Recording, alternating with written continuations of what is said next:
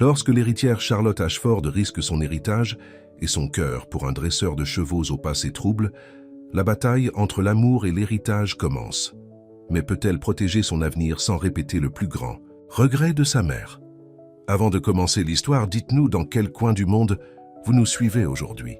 Le soleil du matin projetait une lueur dorée sur Ashford Meadows, tandis que Charlie Ashford, se tenait sur le balcon de son manoir familial, observant les palefreniers commencer leur journée. À 36 ans, Charlie était l'image même de la sophistication dans son tailleur marine, ses cheveux blonds tirés en un chignon serré. Elle était l'héritière du domaine équestre le plus prestigieux des environs d'Austin, une entreprise valant des millions. Et pourtant, la vue des écuries au loin était la seule chose qui lui apportait la paix. « Mademoiselle Ashford, votre conférence téléphonique de 9 heures est dans 10 minutes. » dit Marissa, son assistante, apparaissant à la porte avec une tablette. Charlie soupira, se détournant de la vue. « Merci, Marissa, j'arrive. » C'était désormais sa vie. Réunions, appels, contrats et apparitions. Depuis l'AVC de son père l'année précédente, le poids de la gestion d'Ashford Meadows reposait entièrement sur ses épaules. Le conseil d'administration surveillait chacun de ses mouvements, attendant qu'elle échoue. « Votre père souhaite également vous voir ce soir. Il a mentionné quelque chose concernant la fusion Henderson, » ajouta Marissa. Charlie hocha la tête, sentant la tension familière dans sa poitrine. Son père, même de son lit de malade, essayait toujours de contrôler tous les aspects de l'entreprise et de sa vie. Alors qu'elle traversait le grand hall du manoir, des photos de champions d'Ashford bordèrent les murs. Des chevaux qui avaient remporté des compétitions nationales, des chevaux qui avaient fait du nom d'Ashford un synonyme d'excellence. C'était un héritage qu'elle était censée préserver à tout prix. Plus tard cet après-midi-là, Charlie s'échappa aux écuries. Elle changea sa tenue professionnelle contre un jean et des bottes, laissant ses cheveux se détacher autour de ses épaules. Ici, parmi les chevaux, elle pouvait respirer. Personne ne la regardait, ne la jugeait, n'attendait qu'elle fasse une erreur. Elle s'approcha de Storm, sa jument préférée, et commença à brosser son pelage avec des coups lents et réguliers. « Tu ne te soucies pas des marges bénéficiaires ou des réunions du conseil d'administration, n'est-ce pas, ma fille ?» murmura-t-elle, appuyant son front contre le cou du cheval. « Elle a l'air en pleine forme, madame. » La voix grave la surprit. Charlie se retourna pour trouver Sawyer, Beck debout à l'entrée de la stalle, sa grande silhouette remplissant le passage. Avec son jean usé, sa chemise à carreaux et le chapeau de cow-boy qu'il retira à la vue d'elle, il était l'incarnation du cavalier texan. « Monsieur Beck, je ne vous ai pas entendu approcher, » dit-elle, redressant sa posture. « Désolé de vous avoir fait sursauter. Je vérifiais juste le nouveau poulain. Il s'habitue bien à l'entraînement. » Sawyer Beck avait été engagé 8 mois auparavant pour superviser les soins des chevaux et dresser les poulains. À 40 ans, il avait l'air buriné d'un homme qui avait passé sa vie en plein air. Sa boiterie, résultat d'un accident, de rodéo il y a des années, ne faisait rien pour diminuer son impressionnante présence. Le personnel parlait beaucoup de son talent avec les chevaux, surtout les plus difficiles. « Je suis ravi de l'apprendre », répondit Charlie, essayant de maintenir un ton professionnel malgré une étrange gêne face à son apparence décontractée. « La famille Richardson paie une prime pour celui-là. » Sawyer hocha la tête, ses yeux ne la rencontrant jamais. « Vraiment, il sera prêt. Il a juste besoin de temps pour construire la confiance. » Quelque chose dans sa façon de le dire fit faire une pause à Charlie. Il y avait une douceur dans sa voix qui contrastait avec son extérieur rugueux. « J'espérais assister à l'entraînement demain, » se retrouva-t-elle à dire. Maintenant, il la regarda, ses yeux bleus la rencontrant brièvement avant de se détourner. « Oui, madame. Quand cela vous convient. » D'un signe de tête, il se retourna pour partir, sa boiterie plus prononcée alors qu'il s'éloignait. Charlie le regarda partir, se demandant pourquoi elle se sentait si empêchée avec un homme qui travaillait pour elle. C'était peut-être parce qu'il était l'une des rares personnes du domaine à ne pas la traiter comme Mademoiselle Ashford, la patronne, ou Charlie, la fille de Henry Ashford. Il la traitait simplement avec un respect silencieux et gardait ses distances. Ce soir-là, Charlie rendit visite à son père dans l'aile est du manoir. Henry Ashford était assis dans son fauteuil roulant près de la fenêtre, son corps autrefois puissant maintenant diminué, mais ses yeux aussi vifs et calculateurs que jamais. Tu es en retard, dit-il en guise de salutation. Je révisais le contrat Richardson, mentit-elle, ne voulant pas lui dire qu'elle avait passé 1 heure supplémentaire aux écuries.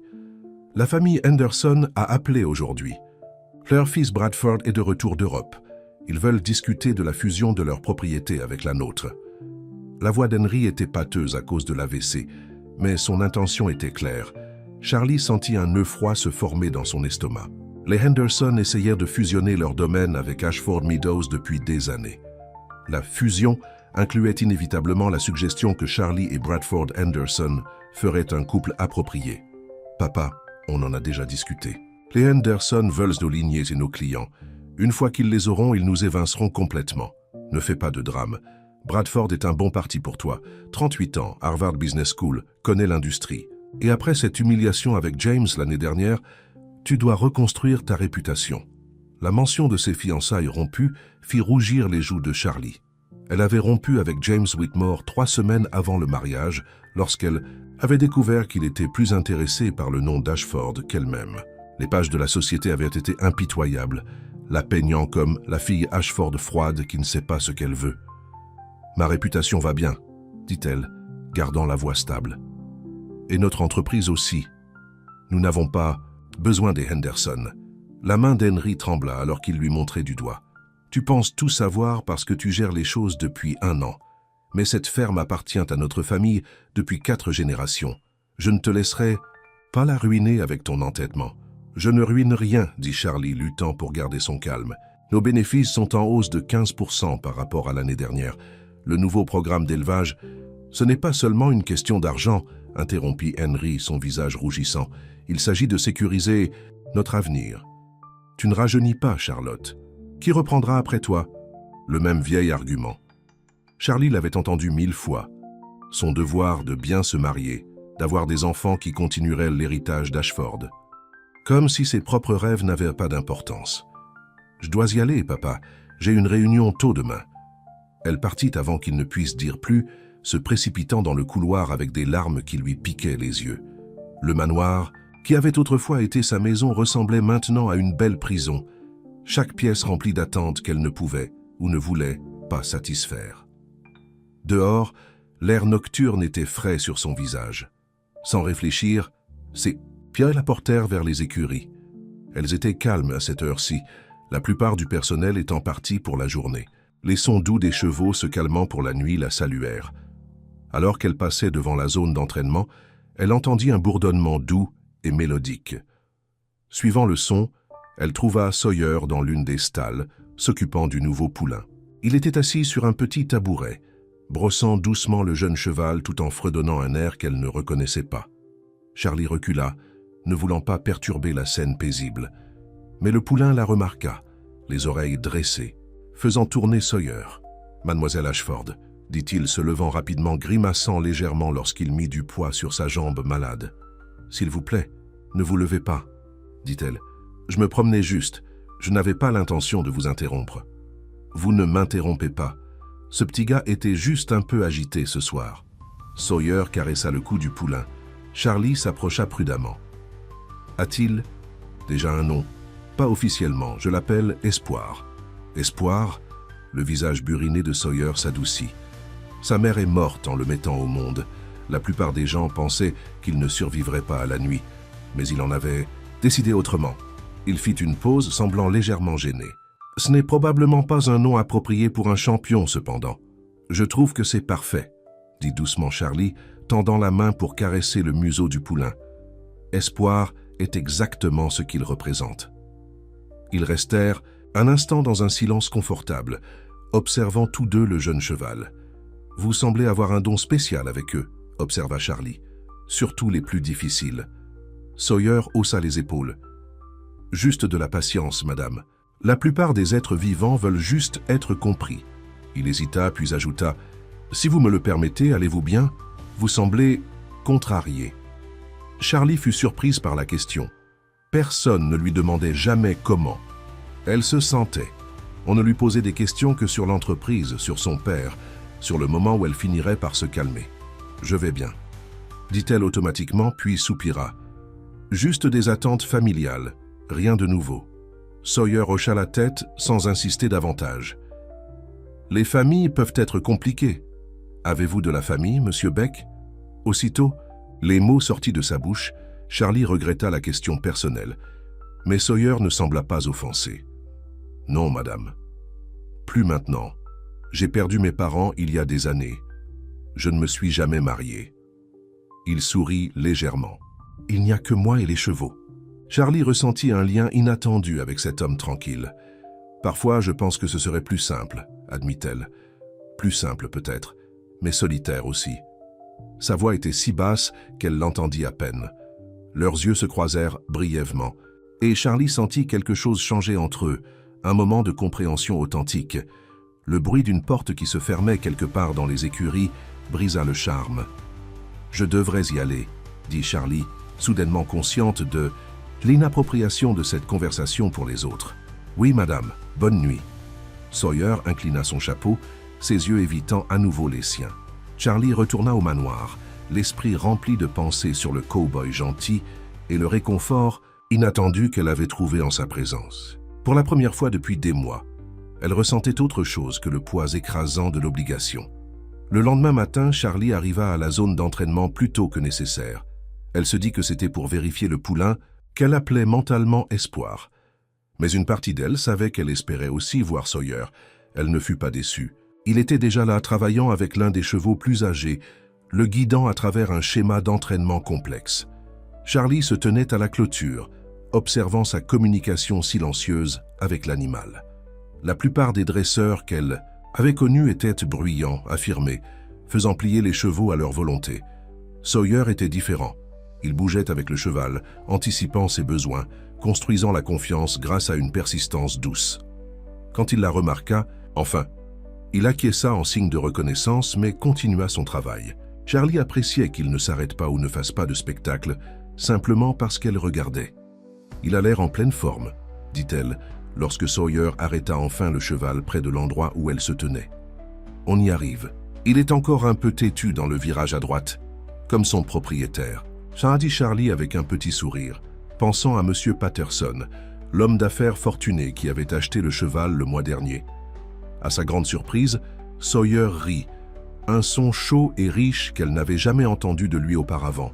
« Vous l'avez dit, pas moi, madame. S'il vous plaît, appelez-moi Charlie, au moins quand on est seul. Madame me fait me sentir comme ma grand-mère. » Sawyer sembla surpris par la demande, mais hocha la tête. « Charlie, alors. » Oh. La façon dont il prononça son nom, avec son fort accent du Texas, envoya un frisson inattendu le long de son épine dorsale. « Mademoiselle Ashford !» Une voix appela de l'autre côté de la cour. Marissa se précipitait vers elle, tablette à la main. « La famille Henderson est là, votre père les a invités au brunch. Tout le monde vous attend à la maison. » Charlie sentit son cœur s'affaisser. Bien sûr, son père organiserait cela sans le lui dire. « J'arrive, » dit-elle, forçant un sourire. À Sawyer, elle ajouta « Le devoir appelle. Travaillerez-vous avec Espoir plus tard ?»« Oui, vers 3 heures. »« Bien. J'aimerais voir ses progrès. » Ce n'était pas strictement nécessaire, mais Charlie voulait une raison de revenir, une raison d'échapper à ce qui allait certainement être un brunch inconfortable. Alors qu'elle retournait au manoir, Charlie ne put s'empêcher de comparer Bradford Henderson, avec ses manières raffinées et son sourire calculateur, au cow-boy authentique et discret qu'elle venait de laisser derrière elle. Le brunch fut exactement comme elle l'avait prévu. Henry Ashford à son meilleur manipulateur. Les Henderson laissant tomber des indices sur le rassemblement des familles. Et Bradford la regardant comme si elle était un autre pur sang de prix à ajouter à sa collection. « Charlotte me parlait juste de ses idées pour le pâturage nord », dit Henry, la regardant fixement. « Peut-être voudriez-vous les entendre, Bradford ?» Charlie n'avait mentionné aucune idée de ce genre, mais elle joua le jeu, discutant d'amélioration générique de la propriété. Bradford acquiesça avec enthousiasme. « Nous avons des plans similaires pour nos champs est. Peut-être devrions-nous parcourir les propriétés ensemble un jour, voir comment elles pourraient s'intégrer. » « Quelle merveilleuse idée, » dit Madame Henderson, souriant à Charlie. « Bradford vient d'acheter l'étalon le plus beau d'Argentine. Tu dois le voir, Charlotte. »« Oui, il ferait un excellent match avec certaines de vos juments, » ajouta M. Henderson, le double sens étant clair pour tous ceux qui étaient à table. Charlie conserva son sourire poli, même si elle se sentait étouffée par leurs attentes. Tout ce à quoi elle pouvait penser était 3 heures lorsqu'elle pourrait retourner aux écuries, là où elle se sentait réelle, là où Sawyer Beck travaillerait avec espoir, ne lui demandant rien d'autre que sa présence. « Ça a l'air charmant », dit-elle mécaniquement, planifiant déjà son évasion.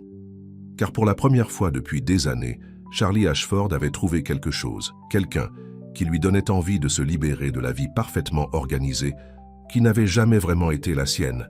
3 heures ne pouvaient pas arriver assez vite pour Charlie. Le brunch avec les Henderson avait traîné pendant près de 2 heures, Bradford trouvant toutes les excuses pour lui toucher le bras ou se tenir trop près. Au moment où ils sont finalement partis, avec des promesses de poursuivre la conversation. Bientôt, Charlie était désespéré d'avoir de l'air frais et une compagnie honnête. « Tu pourrais au moins essayer d'avoir l'air intéressé ?»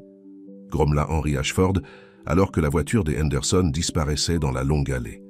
Bradford est l'un des célibataires les plus éligibles du Texas. « Et il le sait, » répondit Charlie, déjà en train de marcher vers les escaliers. « J'ai du travail à faire, papa. »« La réunion du conseil d'administration est demain, » lui lança-t-il derrière elle. « Ils voudront entendre parler de la proposition Henderson. » Charlie fit une pause. « La proposition commerciale ou la proposition de mariage ? Ne fais pas de drame, Charlotte. Il s'agit de sécuriser l'avenir d'Ashford Meadows. » Charlie ne répondit pas. Elle alla dans sa chambre, enfila un jean et un chemisier simple et se dirigea vers les écuries. Elle consulta sa montre.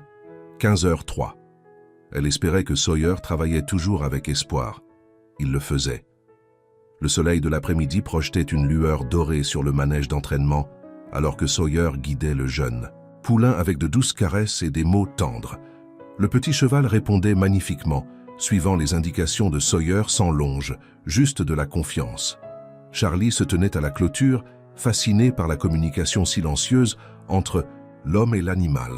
Sawyer la remarqua mais continua son travail, accordant toute son attention à Espoir. Ce n'est que lorsque la séance d'entraînement fut terminée qu'il s'approcha d'elle. « Vous êtes revenu, » dit-il, s'essuyant les mains sur un chiffon. « Je l'avais dit, » répondit Charlie. « Il progresse incroyablement bien. » Sawyer hocha la tête, une pointe de fierté dans les yeux. « C'est un apprenant rapide. Il est aussi confiant, ce qui est surprenant compte tenu de son départ difficile. »« Vous avez un don, » dit Charlie. « J'ai côtoyé des chevaux toute ma vie, mais je n'ai jamais vu personne se connecter avec eux comme vous le faites. » Sawyer sembla gêné par les éloges. « Juste de l'expérience, madame, Charlie, » se corrigea-t-il. « Quand on grandit, dans un ranch, on apprend à parler cheval avant de parler anglais. Vous avez grandi dans un ranch, un petit endroit au Texas occidental. Rien de tel que ça, fit-il en montrant la vaste propriété d'Ashford. Juste assez de terrain pour quelques bovins et 3 chevaux. Charlie s'appuya contre la clôture. Ça a l'air merveilleux. Sawyer la regarda curieusement. La plupart des gens ne le pensent pas lorsqu'ils entendent parler du travail acharné et de l'argent serré. La plupart des gens n'ont pas vécu dans une cage dorée, dit Charlie, se surprenant elle-même de son honnêteté. Un moment de compréhension passa entre eux. Sawyer ne répondit pas par des platitudes sur sa chance ou sur le fait qu'elle devait être reconnaissante. Il hocha simplement la tête. « Aimeriez-vous aider à le nourrir ce soir ?» demanda Sawyer, hochant la tête vers Espoir. Charlie sourit, la chaleur se répandant dans sa poitrine. « J'adorerais. » Ils se dirigèrent ensemble vers la salle d'alimentation, rassemblant ce dont ils avaient besoin. Charlie remarqua que la boiterie de Sawyer était plus prononcée aujourd'hui. « Mauvaise journée ?» demanda-t-elle, hochant la tête vers sa jambe. Sawyer fut surpris qu'elle l'ait remarqué. « Le temps change. Les vieilles blessures aiment vous rappeler qu'elles sont là. De la chute de rodéo ?» Maintenant, il avait l'air vraiment surpris. « Vous savez ça ?» Charlie sentit ses joues rougir. « J'ai peut-être regardé votre CV lorsque vous avez été embauché. Il mentionnait que vous étiez un cavalier de rodéo. 8 secondes sur le dos d'un taureau nommé Tornade, dit Sawyer avec un sourire amer. Sauf que je n'ai atteint que 6 secondes avant qu'il ne décide que j'appartenais au sol. Je suis désolé, dit Charlie, réalisant à quel point cette blessure avait dû changer sa vie. Sawyer haussa les épaules. C'était il y a longtemps. En plus, ça m'a mené ici. La simple déclaration resta entre eux alors qu'ils retournaient à la stalle. D'espoir. Il y avait quelque chose de réconfortant à travailler côte à côte avec Sawyer, à préparer la nourriture, à vérifier l'eau. Pas de prétention, pas d'attente, juste un but partagé. J'ai pensé au pâturage nord, dit Charlie. Alors qu'il terminait, il ne sert à rien en ce moment. Beau terrain, commenta Sawyer. Von Herbe, ombre naturelle de ces chênes.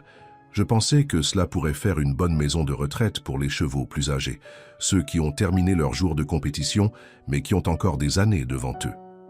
Sawyer la regarda avec un nouvel intérêt. Un sanctuaire. Charlie hocha la tête, soudainement gêné. Ce n'est qu'une idée. Le conseil la détesterait probablement. Pas assez de potentiel de profit. Mais vous donneriez quelque chose en retour, dit Sawyer. Les chevaux qui ont tout donné pour Ashford Meadows auraient un endroit pour passer leur belle année en paix. Exactement. Charlie sentit une vague d'excitation qu'ils comprennent. La plupart d'entre eux finissent par être vendus à des écuries plus petites ou à des écoles d'équitation. Certains disparaissent, simplement. Le visage de Sawyer s'assombrit. Je sais, c'est le côté sombre du métier. Donc vous ne pensez pas que c'est une idée stupide? Je pense que c'est la meilleure idée que j'ai entendue depuis longtemps. Charlie ressentit une vague de plaisir à son approbation. Peut-être un jour, dit-elle, ne voulant pas admettre combien de ses rêves étaient rangés sous la rubrique « Peut-être un jour ». « Pourquoi pas maintenant ?» demanda Sawyer, ses yeux bleus la rencontrant directement pour une fois. Avant que Charlie puisse répondre, elle entendit quelqu'un l'appeler. Se tournant, elle vit son neveu Tyler courir vers eux, suivi de sa belle-sœur, Diane, tante Charlie. Tyler jeta ses bras autour de sa taille. À 10 ans, il était petit pour son âge, avec les mêmes cheveux blonds Ashford que Charlie. « Salut, mon pote !» Charlie le serra fort dans ses bras. « Je ne savais pas que tu venais aujourd'hui. Maman a dit qu'on pouvait venir pendant que papa est absent, » dit Tyler, se retirant pour la regarder. « On peut aller voir les nouveaux chevaux, s'il te plaît ?» Diane s'approcha plus lentement, élégante comme toujours dans ses jeans de créateur et son pull en cachemire. « Excusez-moi de vous interrompre, » dit-elle, ses yeux se déplaçant entre Charlie et Sawyer avec une curiosité évidente. « Vous ne nous interrompez pas, » l'assura Charlie. « Diane, voici Sawyer Beck, notre entraîneur principal. Sawyer, voici ma belle-sœur Diane et mon neveu Tyler. » Sawyer inclina son chapeau. « Madame, jeune homme. » Tyler avait déjà repéré Hope et fixait le poulain avec fascination. « Il est si petit. Comment il s'appelle ?»« Hope » répondirent Charlie et Sawyer simultanément. Diane leva un sourcil face à leur synchronisation, mais ne fit aucun commentaire. Tyler n'arrête pas de parler des chevaux depuis que James lui a dit qu'on venait en visite. Tyler, contrairement à son père James, qui était le frère aîné de Charlie, ne se souciait guère de l'aspect commercial d'Ashford Meadows. Ce qu'il aimait, c'étaient les chevaux eux-mêmes. Et malgré son autisme, ou peut-être à cause de celui-ci, il avait un lien étrange avec eux. « Aimeriez-vous faire sa connaissance correctement ?» demanda Sawyer à Tyler, sa voix plus douce que Charlie ne l'avait jamais entendue.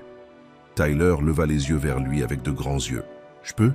Si votre mère dit que c'est d'accord ?» Sawyer jeta un coup d'œil à Diane qui hocha la tête. « Laissez-moi vous montrer comment l'approcher sans l'effrayer. » Charlie observa avec émerveillement Sawyer s'agenouiller à côté de Tyler, sa jambe malade maladroitement étendue, et expliquer en termes simples et clairs comment se déplacer autour d'un jeune cheval. Il n'y avait pas de condescendance envers le garçon, pas d'impatience face à ses questions, juste la même attention respectueuse que Sawyer accordait à tout le monde, humain ou équin. « Il est bon avec lui », murmura Diane à Charlie, pendant qu'elle regardait Tyler suivre les instructions de Sawyer. La plupart des gens ne savent pas comment parler à Tyler. Ils sont frustrés quand il ne fait pas de contact visuel ou quand il pose la même question 3 fois. « Sawyer comprend », dit Charlie, incapable d'empêcher l'admiration de se lire dans sa voix. Diane lui lança un regard de biais. « Je ne t'ai pas vu sourire comme ça depuis des lustres. » Charlie sentit ses joues rougir. « Je ne sais pas ce que vous voulez dire. »« Si, tu sais, » dit Diane doucement. « Et même si je trouve merveilleux de te voir heureuse pour une fois, tu devrais faire attention. Ton père aurait une crise s'il savait que tu passais du temps avec un membre du personnel. »« Nous travaillons ensemble, » protesta Charlie, même si elle-même pouvait entendre la demi-vérité dans ses paroles. « fit Diane, visiblement peu convaincue. « Souviens-toi, ton père a encore beaucoup d'influence auprès du conseil d'administration, et James sera de retour de New York la semaine prochaine. Il parle déjà de mettre en œuvre des changements dans le domaine. » L'estomac de Charlie se serra. Son frère faisait pression pour un développement plus intensif de la propriété, voulant construire des condos de luxe sur une partie du terrain. La dernière chose dont Ashford Meadows avait besoin était de devenir un terrain de jeu pour les riches au détriment des chevaux. « Ne parlons pas d'affaires maintenant, » dit Charlie, regardant Tyler caresser doucement le nez de Hope sous l'œil vigilant de Sawyer. « Profitons simplement de l'après-midi. » Le lendemain, Charlie assista à la réunion du conseil d'administration en ne portant que la moitié de son attention sur les rapports financiers. L'autre moitié était encore dans les écuries, se souvenant de la patience dont Sawyer avait fait preuve avec Tyler, de leur naturel ensemble. Mademoiselle Ashford? Monsieur Peterson, un des plus anciens membres du conseil, la regardait avec impatience. « Vos réflexions sur la proposition Henderson ?» Charlie se redressa sur sa chaise. « Je pense que c'est prématuré. Les Henderson offrent beaucoup moins que la valeur du pâturage nord, et j'ai d'autres projets pour ce terrain. »« D'autres projets ?» demanda son frère James vivement du bout de la table. Il était rentré de New York plus tôt, ayant l'air d'un homme d'affaires prospère dans son costume sur mesure. « C'est la première fois que j'entends parler de ça. Je suis en train d'élaborer une proposition pour un sanctuaire de retraite pour nos chevaux âgés, » dit Charlie, ressentant une vague de confiance en se souvenant de l'approbation de Sawyer. Cela générerait une publicité positive et de la bonne volonté dans la communauté équestre. Et comment cela générerait-il des bénéfices? Se demanda James avec une dérision à peine dissimulée. Tout n'est pas une question de profit immédiat, répondit Charlie calmement. Il s'agit de durabilité et d'éthique. Beaucoup de nos clients sont de plus en plus préoccupés par ce qui arrive à leurs chevaux après la fin de leur carrière de compétition. Un sanctuaire de retraite nous donnerait un avantage marketing. À sa grande surprise, plusieurs membres du conseil hochèrent la tête pensivement. « J'aimerais voir une proposition détaillée à la prochaine réunion, » dit Madame Winters. À 82 ans, elle était la plus ancienne membre du conseil et avait été une amie de la grand-mère de Charlie. C'est une idée intéressante. James avait l'air contrarié, mais ne dit rien de plus. Lorsque la réunion fut levée, il coinça Charlie dans le couloir. « À quel jeu joues-tu, demanda-t-il. « L'accord Henderson rapporterait des millions à Ashford Meadows. Papa le soutient. Papa soutient tout ce qui pourrait me faire épouser la bonne famille, rétorqua Charlie. Mais c'est une décision commerciale, pas personnelle. Et en tant que PDG, c'est mon choix. » Le visage de James se durcit. « Pour l'instant, mais souviens-toi, petite sœur, je possède encore 40% de cette entreprise, et le conseil d'administration peut voter pour te remplacer s'il perd confiance en ton leadership. » Avec cette menace voilée dans l'air, il s'éloigna, laissant Charlie secoué mais déterminé. Ce soir-là, Charlie se dirigea de nouveau vers les écuries, à la recherche de la paix qu'elle y trouvait toujours. Elle fut surprise de trouver les lumières allumées dans le petit bureau adjacent à la sellerie. À travers la fenêtre, elle pouvait voir Sawyer au bureau, penché sur ce qui ressemblait à des registres d'élevage. Elle frappa légèrement le cadre de la porte. Sawyer leva les yeux, la surprise scintillant sur son visage. « Excusez-moi de vous déranger, » dit Charlie. « Je suis juste venu voir Hope. Il est installé pour la nuit, » dit Sawyer, se levant. « J'allais rentrer à la baraque, moi-même. » Charlie hocha la tête, se sentant soudainement mal à l'aise. « J'ai mentionné l'idée du sanctuaire au conseil d'administration aujourd'hui. Comment l'ont-ils pris? Réaction mitigée. Certains étaient intéressés, d'autres. » Elle s'interrompit, pensant à l'hostilité de James. « Pas tellement ?» termina Sawyer pour elle. « Exactement. » Charlie hésita puis demanda. « Auriez-vous le temps de m'aider à élaborer la proposition? Vous en savez plus que quiconque sur les besoins des chevaux. » Sawyer semblait stupéfait par la demande. « Vous voulez mon avis? Oui, si vous êtes disposé. » Un sourire lent se répandit sur son visage, le premier sourire complet qu'elle avait vu de sa part. Cela le transforma, adoucissant les lignes marquées autour de ses yeux, soulignant la chaleur de son regard. « J'aurai l'honneur de vous aider, » dit-il. « J'ai déjà quelques idées, si vous voulez les entendre. »« Je le voudrais, » dit Charlie, lui rendant son sourire. « Avez-vous faim? Je pourrais demander à la cuisine d'envoyer quelque chose. »« J'allais juste faire chauffer des haricots à la baraque, » admit Sawyer. « Mais je ne dirais pas non à un vrai repas. » Charlie appela la maison, demandant à Marissa d'organiser l'envoi du dîner à la sellerie. Pendant ce temps, Sawyer lui montra ses idées pour le sanctuaire, de simples croquis d'abri et de paddock, des notes sur les horaires d'alimentation et les soins de santé pour les chevaux vieillissants. Vous y réfléchissez depuis un moment. C'est observa Charlie, touché par le soin qu'il avait apporté au concept. Je suppose que oui, dit Sawyer, semblant légèrement embarrassé. Cela m'a toujours semblé faux, la façon dont ces magnifiques animaux donnent tout ce qu'ils ont puis sont mis de côté lorsqu'ils ne peuvent plus performer. Comme les gens. Ta, murmura Charlie, pensant au rejet de son père de sa valeur si elle n'épousait pas bien et ne produisait pas d'héritier au nom d'Ashford. Les yeux de Sawyer rencontrèrent les siens, la compréhension dans leur profondeur. Exactement comme les gens. Le dîner arriva, un simple plat de poulet grillé, de légumes rôtis et de pain frais. Ils mangèrent à la petite table de la sellerie, leur conversation se déroulant plus facilement que Charlie ne l'avait prévu. Sawyer lui raconta son enfance dans le ranch familial en difficulté, sa brève carrière dans le circuit de rodéo, la satisfaction qu'il trouvait à travailler avec des chevaux difficiles. Charlie se retrouva à partager aussi sa frustration. Face à l'attention portée par le conseil d'administration au profit plutôt qu'à la qualité, la pression incessante de son père pour se marier, son amour pour la terre qui appartenait à sa famille depuis des générations. Vous souciez vraiment de cet endroit? Charles observa Sawyer alors qu'ils finissaient leur repas. Oui, dit Charlie, mais parfois je pense que je suis la seule à le voir comme plus qu'une simple entreprise. Vous ne l'êtes pas, dit Sawyer doucement. Les personnes qui travaillent ici, elles aussi s'en soucient. Elles voient comment vous vous battez pour ce qui est juste, même quand c'est difficile. Charlie sentit une boule se former dans sa gorge à ces mots. Merci de me le dire. Parfois, je me sens si seul dans tout ça. Vous n'êtes pas seul, dit Sawyer, sa voix basse et sincère. Sa main se déplaça sur la table, ne touchant pas tout à fait la sienne, mais assez près pour qu'elle puisse sentir sa chaleur. Pas si vous ne voulez pas l'être. L'air entre eux sembla s'épaissir de sentiments non dits. Charlie se retrouva à se pencher légèrement en avant, attiré par quelque chose qu'elle ne pouvait nommer. Le bruit de pas à l'extérieur de la sellerie brisa le moment.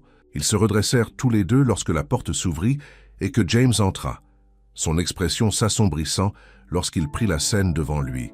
« Eh bien, ce n'est pas cosy, dit-il, sa voix froide. Je vous cherchais, Charlotte. Je ne m'attendais pas à vous trouver en train de dîner en amoureux avec le personnel. » Sawyer se leva immédiatement, le visage soigneusement vide. « Monsieur Ashford, je vous parlerai plus tard, Beck, » dit James d'un ton dédaigneux. « Pour l'instant, j'ai besoin de parler à ma sœur, seule. » Sawyer regarda Charlie, une question dans les yeux. Elle hocha légèrement la tête, lui faisant savoir que c'était bon de partir.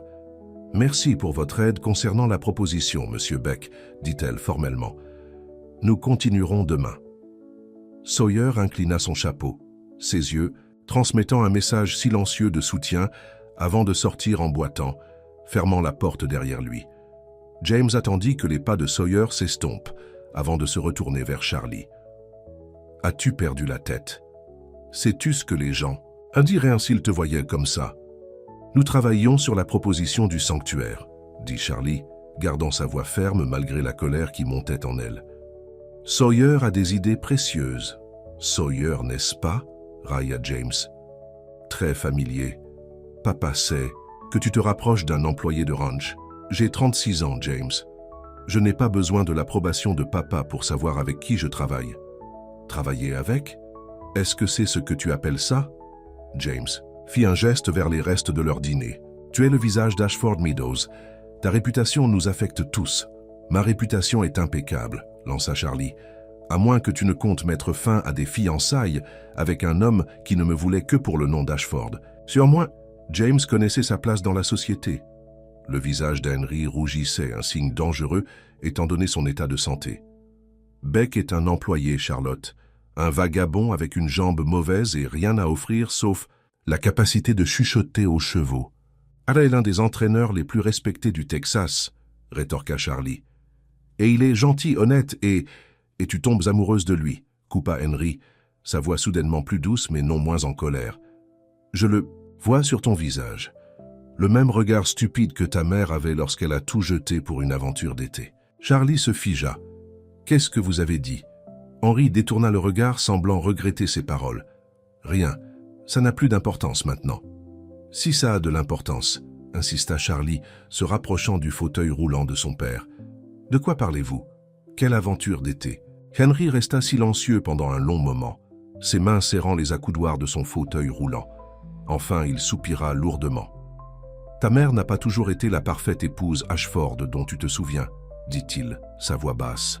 L'été avant ta naissance, elle s'est impliquée avec quelqu'un, un employé de ranch qui travaillait ici, a dit qu'elle était amoureuse de lui. Il cracha presque le mot amour. Elle allait me quitter tout, pour s'enfuir avec lui. Charlie eut l'impression que le sol s'était effondré sous ses pieds. Maman? Mais elle était toujours si dévouée à toi, à Ashford Meadows. Parce que je lui ai donné le choix, dit Henry froidement. Lui ou ses enfants. Elle a choisi toi et James, comme elle aurait dû. Mais elle n'a plus jamais été là. Même après ça, une partie d'elle est morte lorsqu'elle l'a abandonnée. Charlie se souvint de la tristesse silencieuse de sa mère, du regard distant dans ses yeux qui apparaissait parfois lorsqu'elle pensait que personne ne la regardait. Cela avait un sens terrible. « Qui était-il » demanda Charlie, sa voix à peine au-dessus d'un murmure. « L'homme qu'elle aimait? Ça n'a pas d'importance, il est parti depuis longtemps, » dit Henry d'un ton dédaigneux. « Ce qui compte, c'est que l'histoire se répète, et je ne resterai pas les bras croisés à te regarder détruire ta vie et l'héritage de cette famille pour un homme qui n'a pas sa place dans notre monde. Ce devrait être mon choix à moi de le faire, » dit Charlie, retrouvant sa voix. « C'est ton choix, » admit Henry, son ton devenant calculateur. « Mais les choix ont des conséquences. Si tu continues cette chose avec Beck, je n'aurai pas d'autre choix que de soutenir la pétition de James au conseil d'administration pour te destituer de ton poste de PDG. » Charlie regarda son père, l'homme qu'elle avait passé sa vie à essayer de plaire. « Tu ferais ça? Tu te retournerais contre ta propre fille? Je te saurais de toi-même, » insista Henry, « tout comme j'ai sauvé ta mère. »« Vous ne l'avez pas sauvée, » dit Charlie, la vérité soudainement claire pour elle. « Vous l'avez piégée dans une vie qu'elle ne voulait pas, et elle a passé le reste de ses jours à essayer de tirer le meilleur parti de la situation. Elle avait tout ce qu'une femme pouvait désirer. » La voix d'Henry s'éleva. « Une belle maison, la sécurité financière, le respect de la communauté. Tout sauf l'amour, » termina Charlie pour lui. « Tout sauf la liberté de choisir son propre chemin. » Le visage d'Henry se durcit. « Tu as jusqu'à la prochaine réunion du conseil d'administration pour reprendre tes esprits. Sois mets fin à cette relation inappropriée avec Beck et commence à prendre au sérieux la proposition Henderson. Soit prépare-toi à démissionner de ton poste de PDG. » Charlie quitta le bureau de son père, la tête qui tournait. La révélation concernant sa mère changeait tout. Soudain, ses souvenirs d'enfance étaient envisagés sous un jour différent. La façon dont sa mère restait parfois près de la fenêtre, regardant les écuries avec une expression pensive. Les chansons qu'elle fredonnait lorsqu'elle pensait être seule. Des mélodies tristes et nostalgiques qui avaient toujours fait vibrer le cœur de Charlie sans qu'elle ne sache pourquoi. Elle avait besoin de temps pour réfléchir, pour assimiler ce qu'elle avait appris. Mais le programme de la journée était implacable. Des réunions avec des clients, des appels avec des fournisseurs, des papiers qui ne pouvaient pas attendre. Il était plus de 7 heures du soir lorsqu'elle s'échappa enfin aux écuries, attirée par un instinct qu'elle ne cherchait plus à nier. Sawyer était dans le petit bureau, l'air préoccupé en examinant des papiers. Il se leva lorsqu'il la vit dans l'entrée. « Charlie, » dit-il, l'air soulagé, « je ne savais pas si tu viendrais aujourd'hui. »« Pourquoi ne le ferais-je pas ?» demanda-t-elle en entrant et en fermant la porte derrière elle. Sawyer passa une main dans ses cheveux, un geste qu'elle avait appris à reconnaître comme un signe de son malaise. « Ton frère a fait assez clairement comprendre hier soir qu'il n'approuvait pas que nous passions du temps ensemble. James ne décide pas qui je vois, » dit Charlie avec plus d'assurance qu'elle n'en ressentait. Elle remarqua les papiers sur son bureau, des autorisations de transport. « À quoi servent-ils » Sawyer hésita avant de répondre. « J'ai reçu une offre d'emploi aujourd'hui, un poste de formation dans une écurie au Montana. » Charlie eut l'impression qu'on lui avait asséné un coup de poing dans l'estomac. « Le Montana? Mais tu n'es là que depuis 8 mois. Parfois, il vaut mieux partir avant que les choses ne se compliquent, » dit Sawyer, évitant presque son regard. « Quelle chose ?» insista Charlie, la peur rendant sa voix plus aiguë qu'elle ne l'avait voulu. « Nous, tu veux dire ?» Sawyer la regarda enfin, ses yeux bleus emplis d'une émotion qu'elle ne parvenait pas à nommer. « Je travaille dans ce milieu depuis longtemps, Charlie. Je sais ce qui arrive quand quelqu'un comme moi se rapproche trop de quelqu'un comme toi. Ça ne finit jamais bien. »« Quelqu'un comme moi ?» répéta Charlie, s'approchant de lui. À quoi ressemble exactement quelqu'un comme moi, Sawyer? Tu sais ce que je veux dire, dit-il, la voix rauque de frustration. Tu es Charlie Ashford. Tu vis dans cette grande maison sur la colline. Le nom de ta famille est sur la moitié des bâtiments d'Austin. Et moi, je suis l'homme à qui je ne cesse de penser, termina Charlie pour lui, le cœur battant la chamade. La seule personne qui me voit comme plus qu'une Ashford. Sawyer la regarda, stupéfait par ses paroles. Charlie, James t'a-t-il menacé? Demanda-t-elle, comprenant soudain sa décision brutale de partir. Ou c'était mon père? Le silence de Sawyer était une réponse suffisante. Qu'est-ce qu'ils t'ont dit? Demanda Charlie. Ce n'est pas important, dit Sawyer, las. Ils ont raison, Charlie. Je n'ai pas ma place ici. Je n'appartiens pas à ton monde. Ce n'est pas à eux de décider, insista Charlie, se rapprochant encore de lui. Et ce n'est pas à toi non plus de décider. C'est moi qui choisis qui appartient à ma vie. Vraiment? Demanda Sawyer doucement. Ton frère a clairement fait comprendre que ta position ici dépend de tes choix.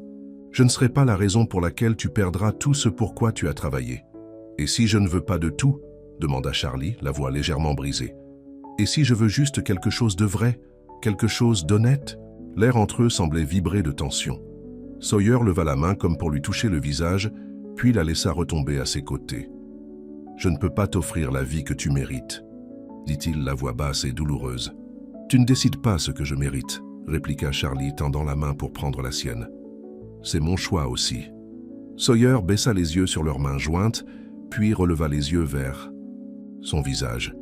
La vulnérabilité dans ses yeux lui fit mal au cœur. « J'ai découvert quelque chose aujourd'hui, » dit Charlie doucement. « À propos de ma mère. Elle est tombée amoureuse d'un écuyer l'été avant ma naissance. Elle voulait quitter mon père pour lui, mais elle a été forcée de choisir entre lui et ses enfants. » L'expression de Sawyer changea, passant de la surprise à la compréhension. « Et maintenant, ton père pense que l'histoire se répète. » Charlie hocha la tête.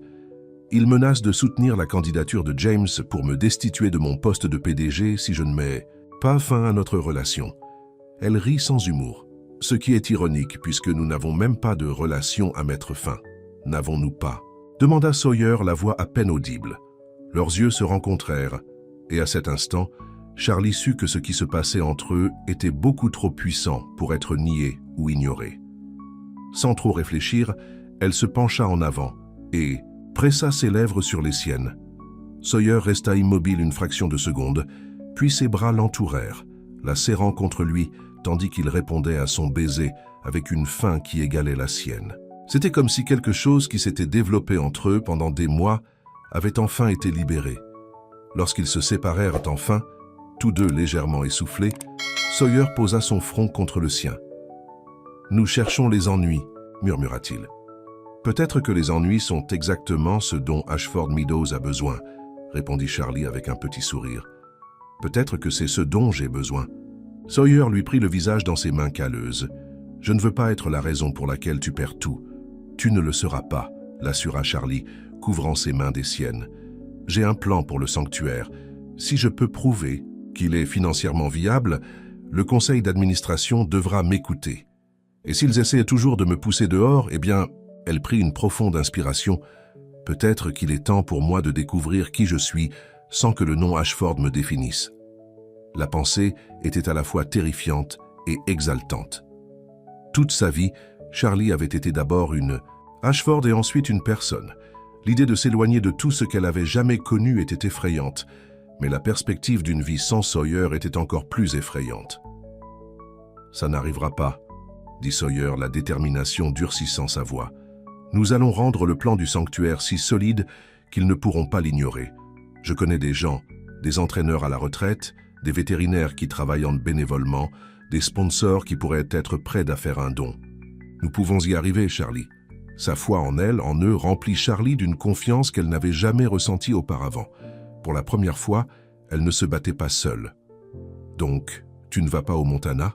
demanda-t-elle, essayant de garder le ton léger, malgré la peur qui persistait dans son cœur. Le sourire de Sawyer fut lent et chaleureux. « Il s'avère que j'ai une meilleure offre ici. » Au cours des 2 semaines suivantes, Charlie et Sawyer travaillèrent sans relâche sur la proposition du sanctuaire. Le jour, ils gardaient une distance professionnelle, conscients des regards attentifs de James et d'autres personnes du domaine.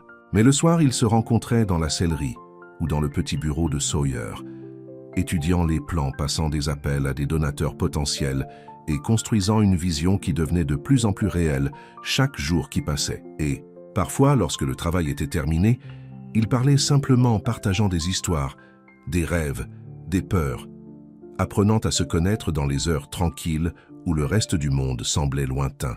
Occasionnellement, ces conversations se transformaient en baisers, tendres au début, puis de plus en plus passionnés.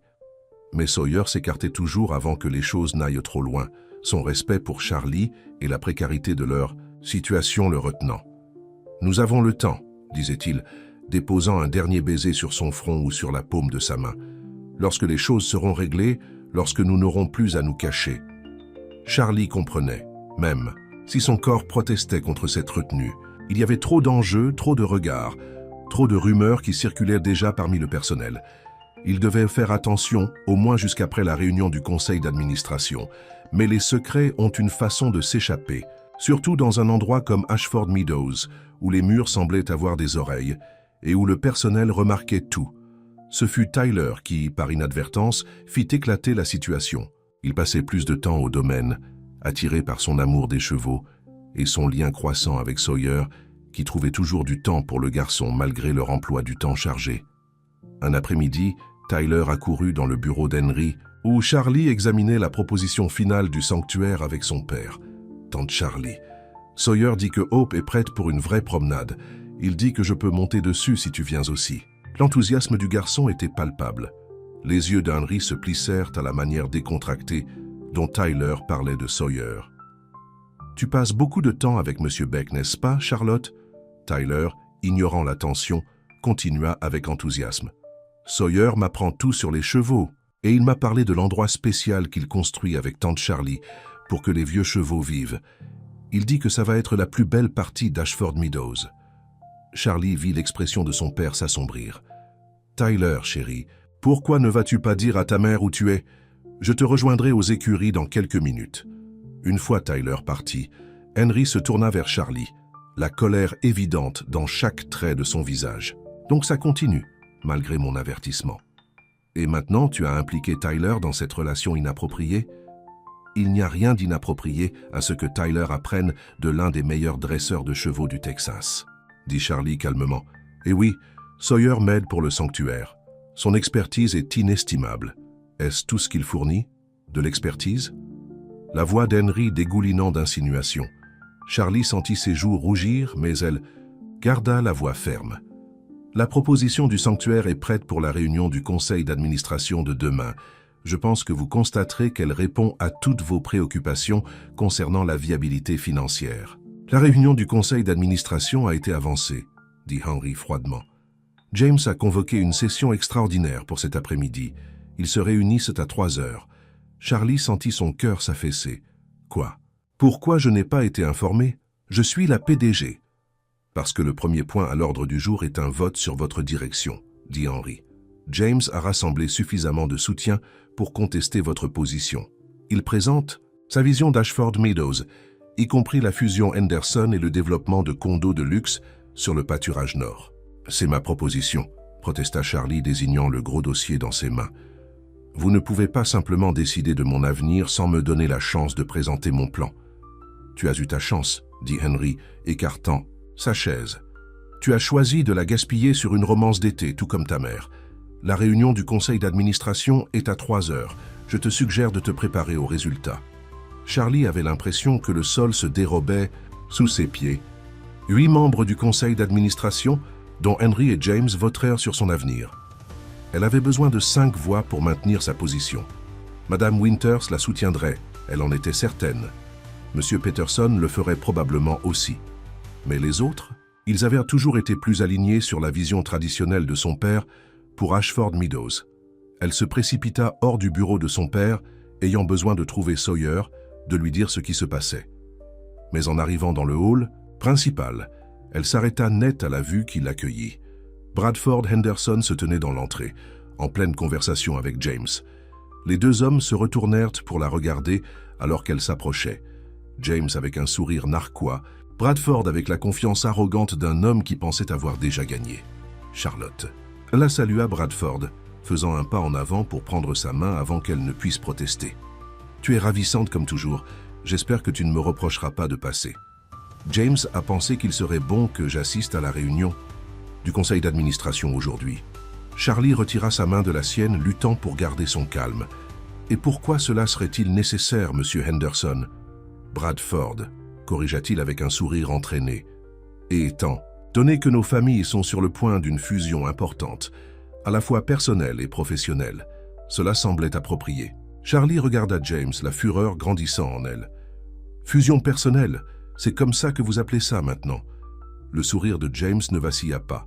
« Bradford a formellement demandé votre main, avec la bénédiction de papa. Bien sûr, l'annonce sera faite après la réunion du conseil d'administration en supposant que tout se passe comme prévu. Vous ne pouvez pas être sérieux, dit Charlie, regardant les deux hommes. Je n'ai accepté de marier personne. C'est le choix judicieux, Charlotte, dit Bradford, son ton condescendant la faisant frissonner. Un nom de famille réuni créeront l'empire équestre le plus puissant du Texas. Et à 36 ans, ce n'est pas comme si vous aviez beaucoup d'options. Charlie n'avait jamais autant voulu gifler quelqu'un de sa vie. Au lieu de cela, elle redressa sa colonne vertébrale et fixa Bradford d'un regard froid. « Monsieur Henderson, permettez-moi d'être parfaitement clair. Je ne vous épouserai jamais, ni aujourd'hui ni demain, même si vous étiez le dernier homme au Texas. Et quant à la fusion des entreprises, cela sera décidé par le conseil d'administration cet après-midi lorsque je présenterai ma proposition. Alternative. » Le sourire de Bradford vacilla. « James m'a assuré... »« James ne parle pas pour moi, » l'interrompit Charlie. « Maintenant, si vous me le permettez, j'ai une réunion du conseil d'administration à préparer. » Elle s'éloigna la tête haute, ne donnant à aucun des deux hommes la chance de répondre. Elle avait besoin de trouver Sawyer et elle devait se préparer au combat de sa vie. Elle le trouva dans le manège avec Tyler qui était assis fièrement sur le dos de Hope, tandis que Sawyer menait le jeune cheval dans de doux cercles. La vue de leur complicité fit se tordre douloureusement le cœur de Charlie. Il y avait tellement d'enjeux, non seulement sa position ou le sanctuaire, mais aussi ce bonheur fragile qu'elle avait trouvé avec Sawyer. « Tyler, peux-tu aller chercher ta mère un instant ?» appela Charlie, forçant un sourire pour le bien de son neveu. « J'ai besoin de parler à Sawyer de quelque chose d'important. » Tyler glissa à contre-cœur du dos de Hope, donnant une dernière tape au cou du poulain avant de courir vers la maison. Sawyer remit Hope à l'un des employés des écuries avant de s'approcher de Charlie, l'inquiétude évidente sur son visage. « Qu'est-ce qui ne va pas ?» demanda-t-il, la voix basse. « Tout, » dit Charlie, luttant pour garder son calme. James a convoqué une réunion extraordinaire du conseil d'administration pour cet après-midi. Ils vont voter pour savoir si je dois rester PDG. L'expression de Sawyer s'assombrit. « À cause de nous, à cause du sanctuaire, de l'accord. Henderson des plans de développement pour le pâturage nord, nous, » confirma Charlie. « Tout ça. Et pour couronner le tout, James et mon père ont apparemment accepté une proposition de mariage de Bradford Henderson en mon nom. Ils ont l'intention de l'annoncer après la réunion. »« Ils ne peuvent pas faire ça, » dit Sawyer, ses mains se serrant en poing sur les côtés. « Ce n'est pas 1950. Ils ne peuvent pas simplement vous marier sans votre consentement. »« Ils peuvent essayer, » dit Charlie sombrement. « Et si je perds le poste de PDG, je perds tout pouvoir que j'ai. Pour bloquer la fusion Henderson, ils aménageront le pâturage nord et le sanctuaire ne verra jamais le jour. » Sawyer resta silencieux un instant, son visage un masque d'émotions contradictoires. « Peut-être que je devrais partir, » dit-il enfin. « Si je pars, peut-être que... » « Non, » l'interrompit Charlie fermement. « C'est exactement ce qu'ils veulent. Ils pensent que s'ils me menacent suffisamment, me font suffisamment pression, je céderai et serai la fille Ashford obéissante qu'ils ont toujours voulu. » Elle prit ses mains dans les siennes, sans se soucier de qui pourrait voir. « Mais ce n'est pas qui je suis, Sawyer, plus maintenant. » Ses doigts se resserrèrent autour des siens. « Qu'est-ce que tu vas faire ?»« Me battre, » dit simplement Charlie. « Avec tout ce que j'ai. La réunion du conseil d'administration est à 3 heures. Je vais présenter notre proposition de sanctuaire et leur faire comprendre qu'il existe une meilleure voie pour Ashford Meadows que les condos de luxe et les mariages sans amour. »« Et s'ils n'écoutent pas ?» demanda Sawyer doucement.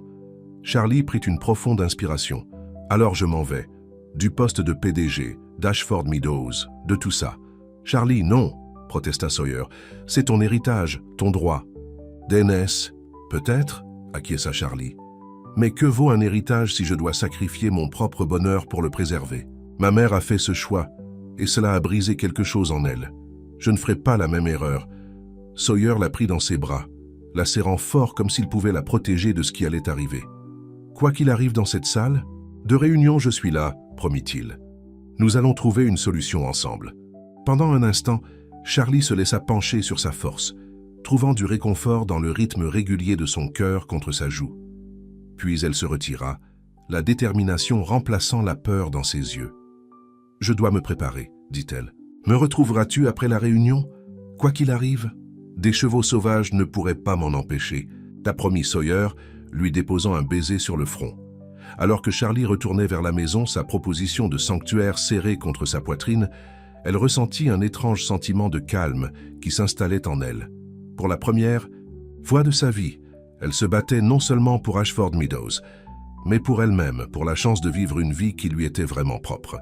La réunion du conseil d'administration serait soit le début d'un nouveau chapitre pour Ashford Meadows, soit la fin de son séjour. Quoi qu'il en soit, Charlie savait qu'après aujourd'hui, rien ne serait plus jamais pareil. La salle de réunion d'Ashford Meadows était silencieuse lorsque Charlie termina la présentation de sa proposition de sanctuaire. La grande table en chêne était entourée des 8 membres du conseil d'administration, leurs expressions ne révélant presque rien, tandis qu'ils examinaient les documents devant eux. « Comme vous pouvez le constater, » conclut Charlie, « le sanctuaire fournira non seulement une retraite éthique à nos chevaux, mais générera également une publicité et une bonne volonté positive. Les engagements de parrainage que j'ai obtenus couvriront les coûts de mise en place initiaux et le budget opérationnel est viable grâce au partenariat proposé avec la Texas Equine Veterinary Association. » Elle prit une profonde inspiration, regardant chaque visage autour de la table. Madame Winters hochait légèrement la tête, un bon signe. Monsieur Peterson avait l'air pensif. Les autres étaient plus difficiles à lire, leurs yeux se tournant de temps en temps vers Henry à la tête de la table. « Merci, Charlotte, » dit James poliment, se levant alors qu'elle s'asseyait. « C'est une proposition intéressante. Cependant, je pense que le conseil d'administration doit considérer le contexte plus large. » Il cliqua sur une télécommande et l'écran, au fond de la pièce, s'illumina d'images de bâtiments modernes et luxueux nichés parmi les collines verdoyantes. La proposition Henderson offre des retours financiers immédiats. Leur offre pour le pâturage nord à lui seul augmenterait nos réserves de trésorerie de 15 millions de dollars. Les condos équestres de luxe attireraient des clients fortunés et augmenteraient nos revenus de pension d'environ 30%. James poursuivit sa présentation, sa voix pleine de confiance alors qu'il soulignait les avantages de la fusion avec le domaine Henderson. Charlie observa les visages des membres du conseil d'administration, son cœur s'affaissant, lorsqu'elle vit plusieurs d'entre eux hocher la tête en signe d'accord. Lorsque James eut terminé, Henry prit la parole. La parole est maintenant libre pour les questions, avant que nous votions sur les 2 propositions et par la suite sur la direction d'Ashford Meadows à l'avenir. Madame Winters leva la main la première. « J'ai une question pour Charlotte. Cette idée de sanctuaire est certainement compatissante, mais qu'arrive-t-il à ces chevaux lorsqu'ils arrivent en fin de vie? Les coûts médicaux pour les soins équins gériatriques peuvent être importants. » Charlie était préparé à cela. « Nous avons établi un partenariat avec 3 écoles de médecine vétérinaire qui fourniront des soins à des tarifs réduits en échange de l'autorisation pour leurs étudiants d'acquérir de l'expérience avec des chevaux plus âgés. De plus, la proposition comprend un fonds de dotation spécialement destiné aux frais médicaux. » Madame Winters hocha la tête, apparemment satisfaite. Et M. Calloway, l'un des plus anciens membres du conseil d'administration, prit ensuite la parole. « James, ces condos de luxe ont l'air impressionnants, mais comment la construction affectera-t-elle nos opérations actuelles? Nous ne pouvons pas avoir des machines lourdes et du bruit qui perturbent les programmes de formation. L'équipe Henderson nous a assuré que la construction peut être échelonnée pour minimiser les perturbations, » répondit James avec aisance, « et les inconvénients temporaires vaudraient bien les avantages à long terme. » Les questions se poursuivirent, Charlie se battant pour sa vision et James se répliquant avec des promesses de profit et de croissance. Alors que la discussion s'achevait, Charlie pouvait sentir la dynamique s'éloigner d'elle. Trop de membres du conseil d'administration acquiesçaient aux arguments de James, leur visage montrant l'inquiétude face à ce qu'ils considéraient clairement comme l'idéalisme peu pratique de Charlie. Avant de voter, dit Henry, j'aimerais rappeler au conseil d'administration que cette décision concerne plus que des affaires.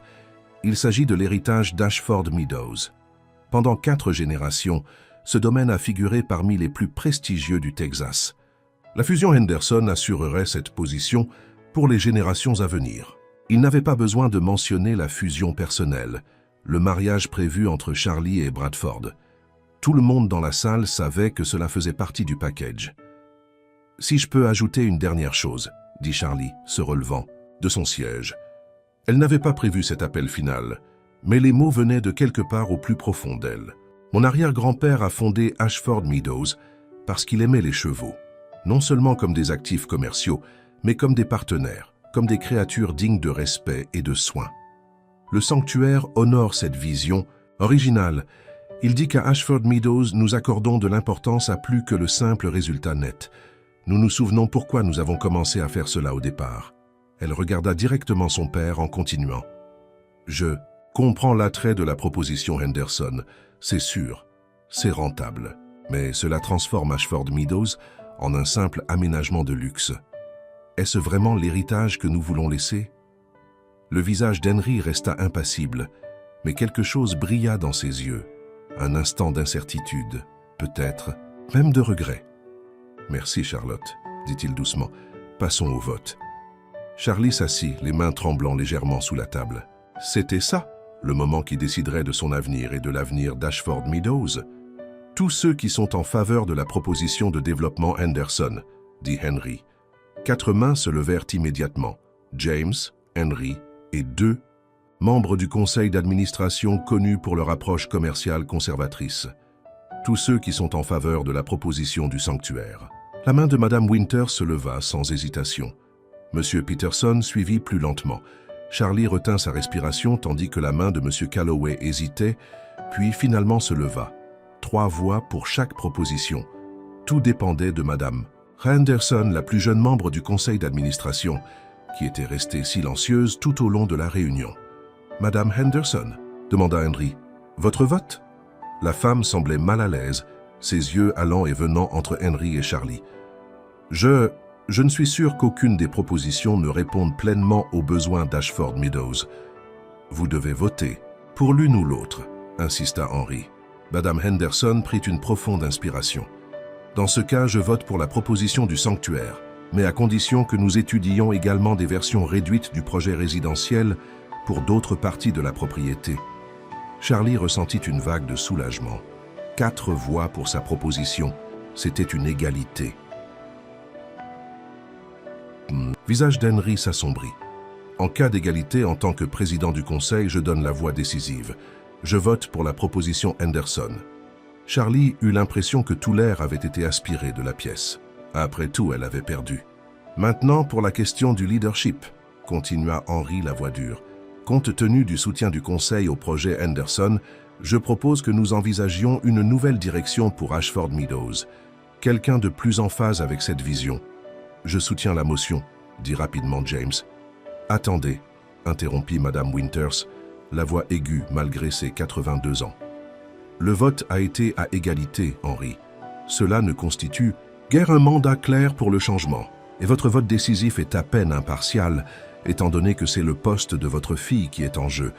Monsieur Peterson hocha la tête. Je suis d'accord. J'ai voté pour le sanctuaire parce que je crois qu'il a du mérite, pas parce que je manque de confiance dans le leadership de Charlotte. Bien au contraire, la proposition du sanctuaire témoigne d'une vision et d'une innovation. La motion a été appuyée, insista Henry. Nous allons voter pour savoir s'il faut maintenir Charlotte comme PDG ou nommer James à sa place. Charlie se leva, la voix ferme malgré la tempête d'émotion en elle. Avant que vous ne votiez, j'aimerais dire quelque chose. Si le conseil choisit la proposition Henderson, je respecterai cette décision. Mais je ne peux en conscience diriger Ashford Meadows sur une voie que je crois trahir ses principes fondateurs. Si James est nommé PDG, je démissionnerai du conseil d'administration et vendrai mes parts dans l'entreprise. Des soupirs résonnèrent autour de la table. Charlie possédait 25% d'Ashford Meadows. Combiné aux 40% de James, les frères et sœurs contrôlèrent la majorité de l'entreprise.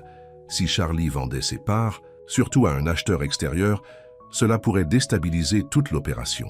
« Vous n'oseriez pas, » dit Henry, le visage pâle de choc. « C'est votre héritage, votre droit d'aînesse. C'est aussi ma vie, » répondit simplement Charlie. « Et je ne la passerai pas à faire des compromis sur ce qui compte le plus pour moi. » Un silence tendu tomba sur la pièce. Finalement, Madame Winters prit la parole. « Je pense que nous devrions ajourner cette réunion et nous réunir demain. Il est clair que des questions personnelles sont en jeu ici et qu'elles doivent être résolues avant que nous ne prenions des décisions concernant le leadership. » Monsieur Peterson et Monsieur Calloway acquiescèrent rapidement. Même Madame Henderson hocha la tête, soulagée à la perspective de reporter la décision difficile. « Très bien, » concéda Henry, la voix tendue de colère. « Nous nous réunirons demain, à 10 heures. Mais Charlotte, réfléchissez bien à ce que vous menacez. Une fois que vous aurez vendu votre droit d'aînesse, vous ne pourrez plus jamais le récupérer. » Les mots résonnèrent dans l'esprit de Charlie alors qu'elle quittait la salle du conseil. Son droit d'aînesse. Était-ce vraiment tout ce qu'Ashford Meadows représentait pour elle un bien immobilier, une entreprise, un nom? Ou était-ce quelque chose de plus? Une responsabilité, un héritage, un foyer? Et si elle s'éloignait de tout cela, que lui resterait-il? Qui serait-elle sans le nom d'Ashford pour la définir? Alors qu'elle sortait, le soleil de fin d'après-midi projetait de longues ombres sur le domaine. Sans y penser, ses pieds l'emportèrent, vers les écuries, vers la seule personne qui la voyait comme plus que juste une Ashford.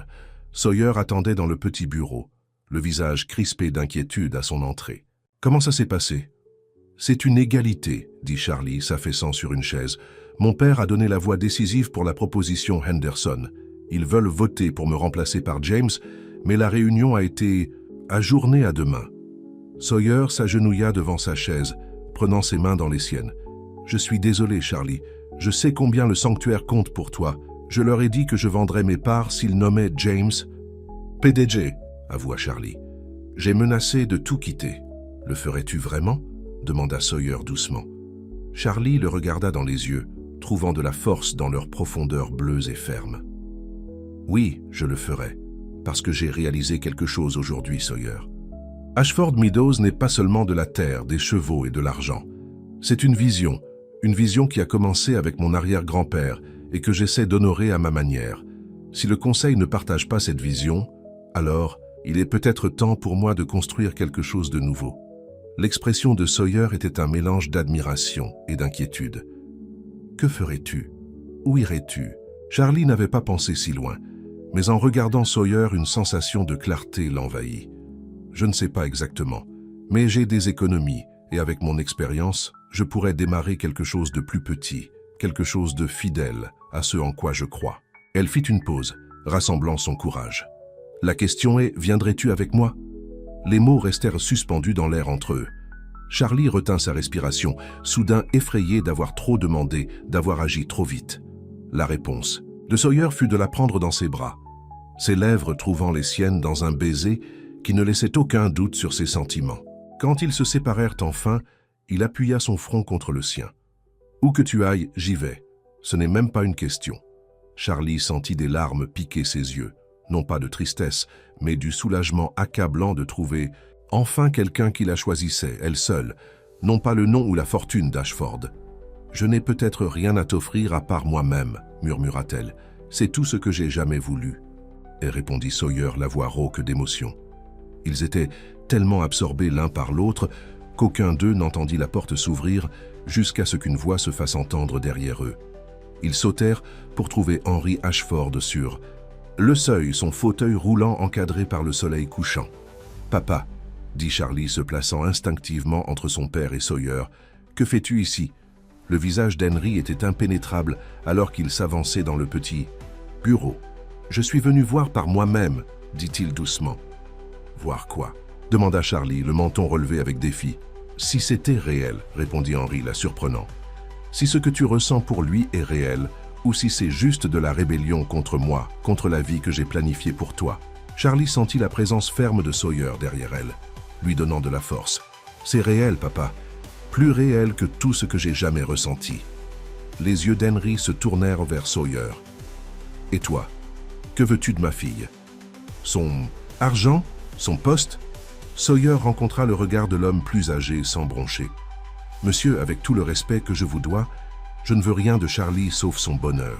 Si cela signifie quitter Ashford Meadows ensemble, c'est ce que nous ferons. » Henry le fixa pendant un long moment, puis les surprit tous les deux en riant. Un son court et sans humour. « Tu sais, c'est presque exactement ce qu'il a dit. »« Ça à qui ?» demanda Charlie, bien qu'elle soupçonnât déjà la réponse. « Robert Miller, le fermier de votre mère. » La voix d'Henry s'adoucit avec le souvenir. Il a dit qu'il l'emmènerait loin de tout cela, qu'il lui donnerait une vie simple remplie d'amour au lieu d'obligation.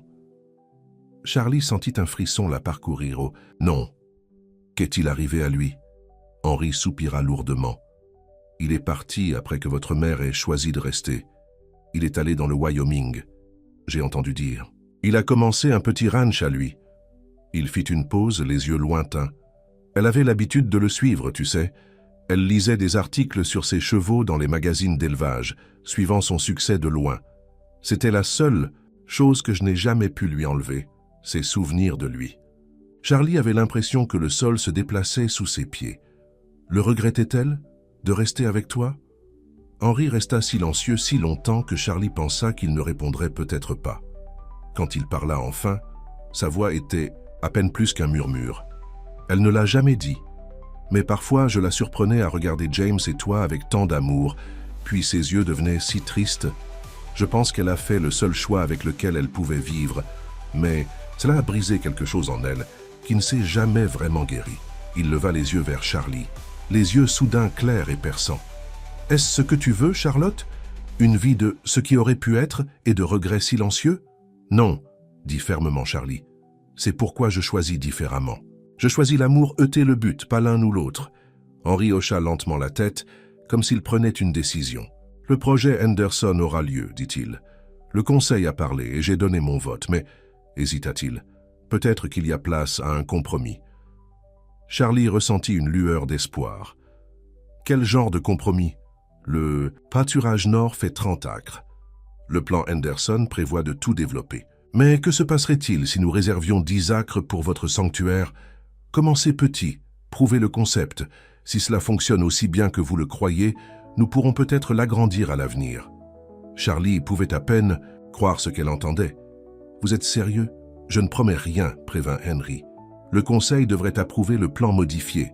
Mais si vous êtes prête à travailler avec les Henderson sur le développement des 20 acres restants, je pense qu'ils pourraient être disposés. Surtout si cela signifie vous garder comme PDG. » Charlie regarda Sawyer, qui lui fit un signe de tête encourageant. « J'aurais besoin de quelques garanties que la partie du sanctuaire serait protégée, » dit-elle, se tournant vers son père. « Une servitude légale qui ne puisse jamais être développée, peu importe qui possède Ashford Meadows à l'avenir. » Les lèvres d'Henry se contractèrent en ce qui pourrait presque être un sourire. « Toujours la négociatrice. Tu me ressembles, plus que tu ne veux l'admettre. Peut-être à certains égards, concéda Charlie, mais dans d'autres, je ressemble plus à maman. Je sais ce qui compte pour moi, et je n'y renoncerai pas sans me battre. » Les yeux d'Henry se déplacèrent entre Charlie et Sawyer, son expression s'adoucissant légèrement.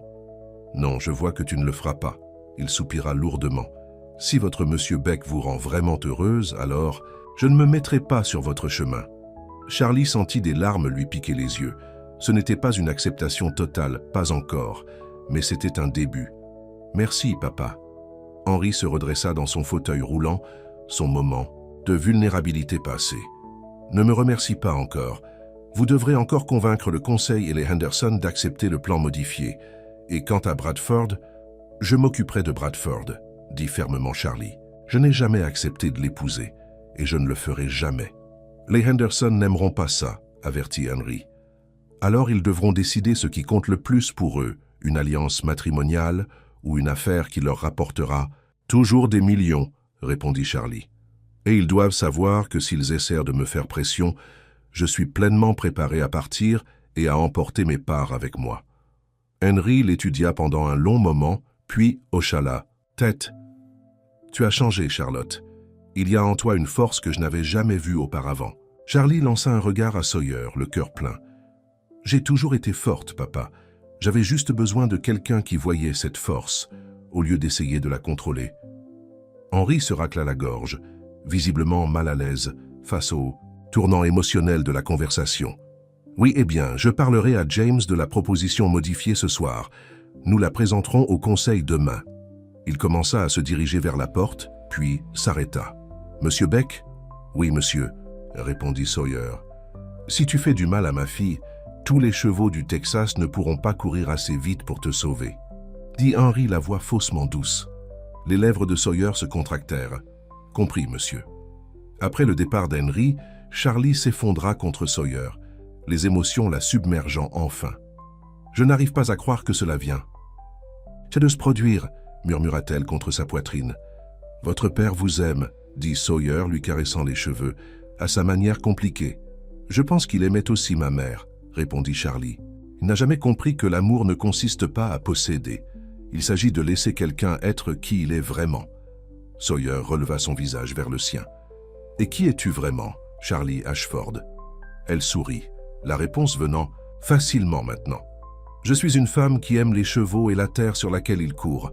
Je suis quelqu'un qui veut construire quelque chose de significatif, quelque chose qui honore à la fois le passé et l'avenir. » Et elle leva la main pour toucher son visage.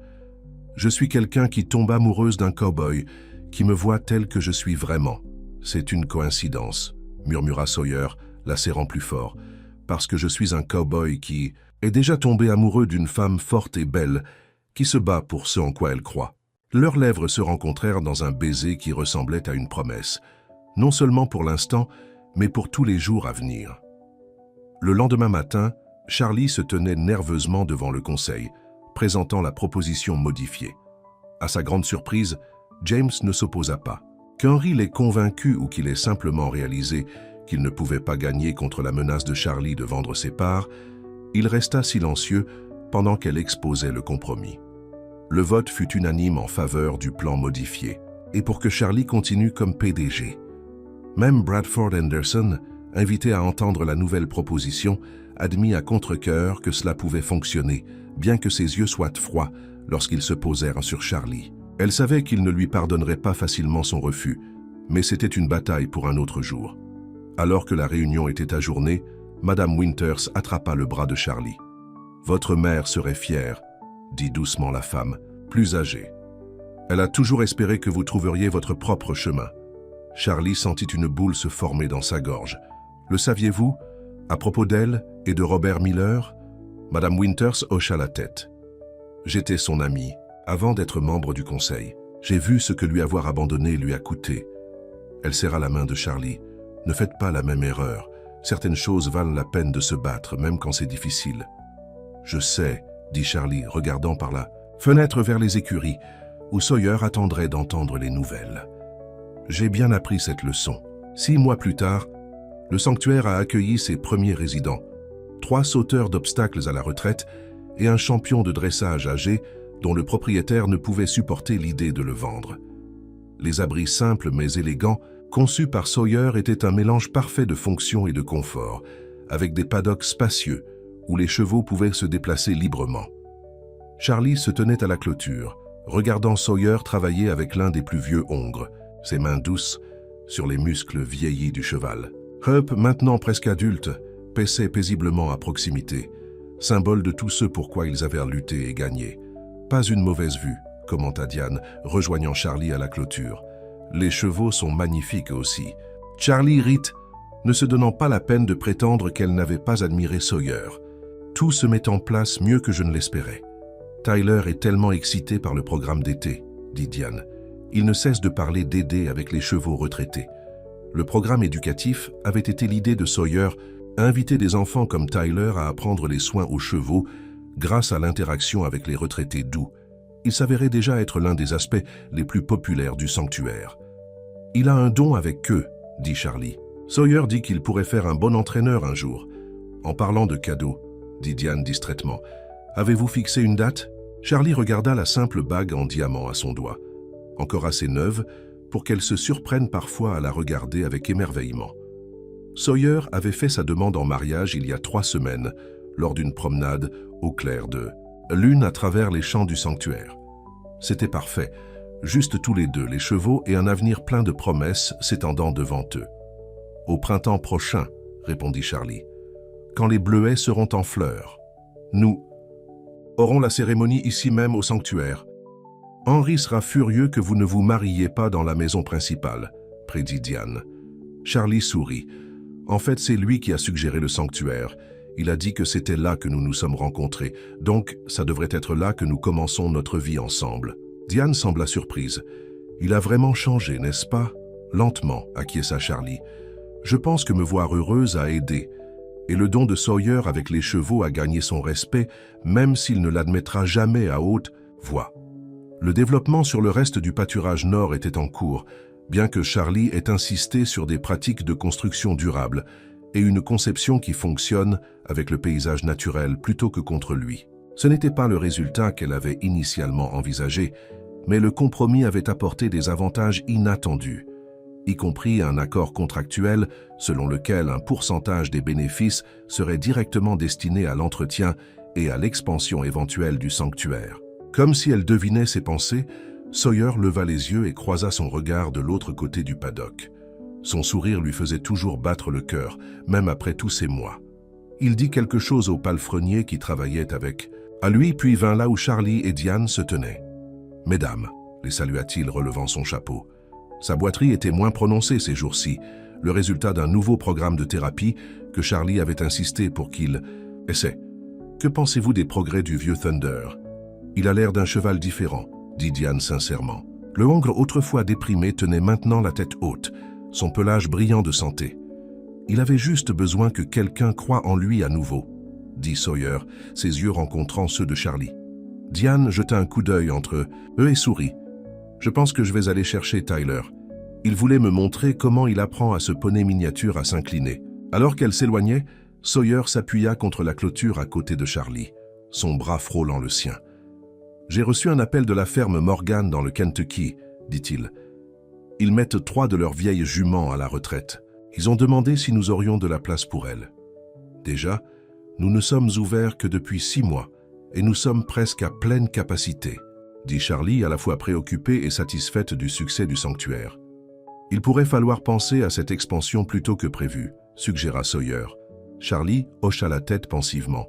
« Le prêt et pourrait faire l'affaire. J'en parlerai au conseil le mois prochain. » Elle se tourna vers lui, un sourire jouant sur ses lèvres. « Regardez-nous, nous planifions l'avenir comme de vrais adultes. » Sawyer rit, la prenant dans ses bras. « Si être un adulte signifie se réveiller à tes côtés chaque matin et construire quelque chose de significatif ensemble, je suis pour. Même avec toutes les réunions du conseil et les discussions sur le budget, » taquina Charlie. « Même alors, » l'assura Sawyer, « bien que je préfère toujours les écuries à la salle du conseil. »« Moi aussi, » admit Charlie, « j'ai toujours préféré. » Ils restèrent ensemble dans un silence confortable, regardant Hoptrotter jusqu'à la clôture, poussant la main de Charlie pour attirer son attention. Alors qu'elle caressait le cou lisse du jeune cheval, Charlie sentit un sentiment de justesse s'installer au plus profond de son âme. Ashford Meadows était toujours sa maison, toujours son héritage, mais c'était un héritage qu'elle refaçonnait à ses propres conditions, avec un homme qui l'aimait pour elle-même, pas pour son nom ou son poste. « Une pensée vous traverse l'esprit ?» demanda Sawyer, son bras chaud autour de sa taille. Charlie se pencha sur lui, satisfaite d'une manière qu'elle n'avait jamais cru possible. « Je pensais juste que parfois le cœur sait où il appartient, même si la tête met un certain temps à rattraper son retard. »« Et où est votre cœur ?» demanda Sawyer, la voix tendre. Charlie leva les yeux vers lui, vers l'homme qui avait tout changé simplement en la voyant telle qu'elle était vraiment. « Ici, » dit-elle simplement. « Avec toi, avec les chevaux, avec cette terre. C'est ici que mon cœur a trouvé sa maison. » La réponse de Sawyer fut un baiser au goût de soleil et de promesse, d'un avenir construit sur l'amour et un but partagé. Et alors que Charlie le baisait en retour, elle adressa un remerciement silencieux à sa mère, dont le sacrifice avait finalement conduit sa fille à faire un choix différent, le choix de suivre son cœur où qu'il l'amène. Pour Charlie, Ashford, Cela l'avait menée exactement là où elle appartenait depuis toujours, Finn.